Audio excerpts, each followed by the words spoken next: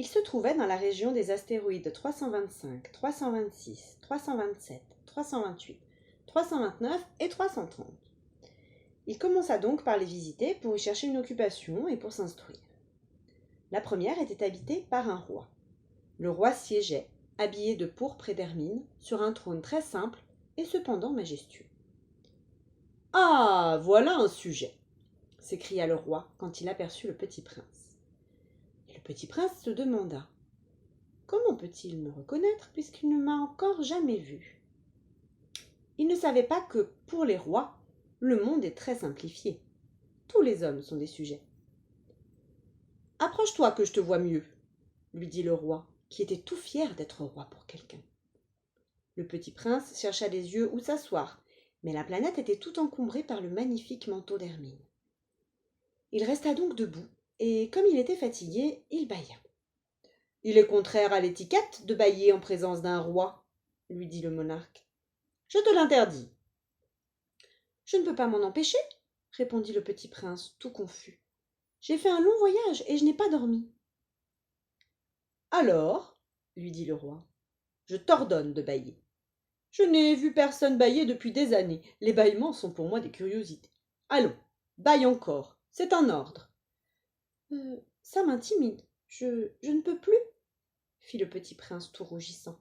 « Répondit le roi. « Alors je t'ordonne tantôt de bâiller et tantôt de... » Il bredouillait un peu et paraissait vexé. Car le roi tenait essentiellement à ce que son autorité fût respectée. Il ne tolérait pas la désobéissance. C'était un monarque absolu. Mais comme il était très bon, il donnait des ordres raisonnables. « Si j'ordonnais, disait-il couramment, si j'ordonnais à un général de se changer en oiseau de mer, et si le général n'obéissait pas, ce ne serait pas la faute du général, ce serait ma faute. »« Puis-je m'asseoir » s'enquit timidement le petit prince. « Je t'ordonne de t'asseoir, » lui répondit le roi, qui ramena majestueusement un pan de son manteau d'hermine. Mais le petit prince s'étonnait. La planète était minuscule. Sur quoi le roi pouvait-il régner ? « Sire, lui dit-il, je vous demande pardon de vous interrompre, de vous interroger. »« Je t'ordonne de m'interroger, » se hâta de dire le roi. « Sire, sur quoi régnez-vous ?»« Sur tout, » répondit le roi avec une grande simplicité. « Sur tout ?» Le roi, d'un geste discret, désigna sa planète, les autres planètes et les étoiles. « Sur tout ça ?» dit le petit prince. « Sur tout ça, » répondit le roi. Car non seulement c'était un monarque absolu, mais c'était un monarque universel.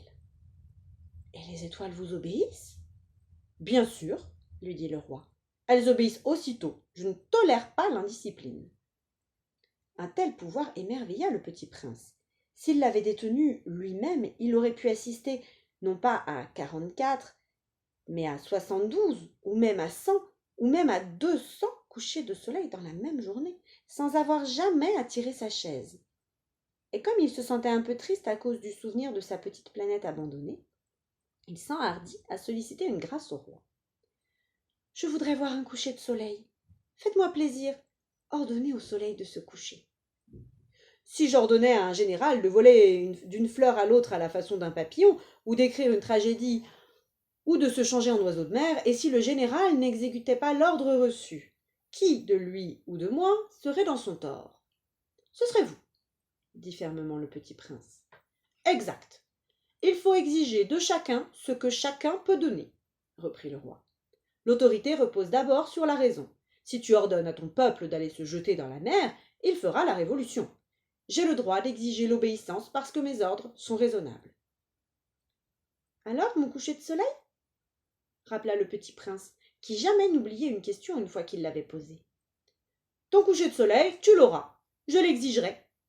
Mais j'attendrai, dans ma science du gouvernement, que les conditions soient favorables. »« Quand ça sera-t-il » s'informa le petit prince.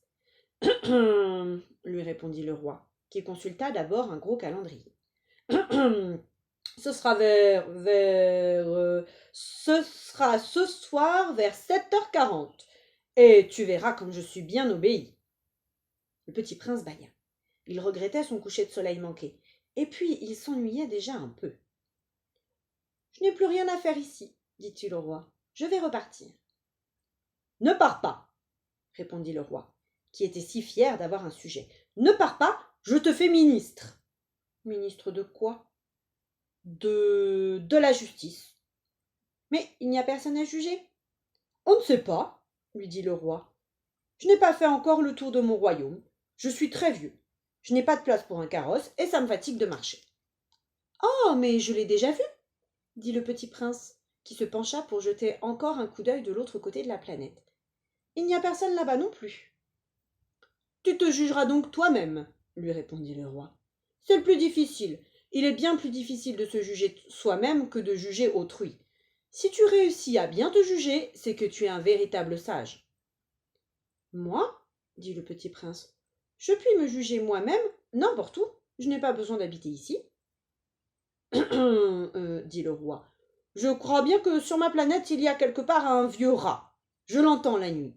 Tu pourras juger ce vieux rat. Tu le condamneras à mort de temps en temps. Ainsi sa vie dépendra de ta justice. Mais tu le gracieras chaque fois pour l'économiser. Il n'y en a qu'un. Moi, répondit le petit prince, je n'aime pas condamner à mort. Et je crois bien que je m'en vais. Non, dit le roi. Mais le petit prince, ayant achevé ses préparatifs, ne voulut point peiner le monarque.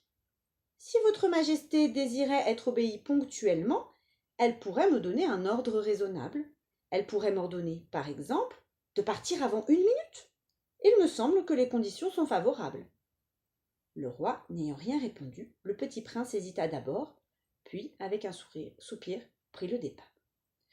Je te fais mon ambassadeur, se hâta alors de crier le roi. Il avait un grand air d'autorité. Les grandes personnes sont bien étranges, se dit le petit prince en lui-même durant son voyage.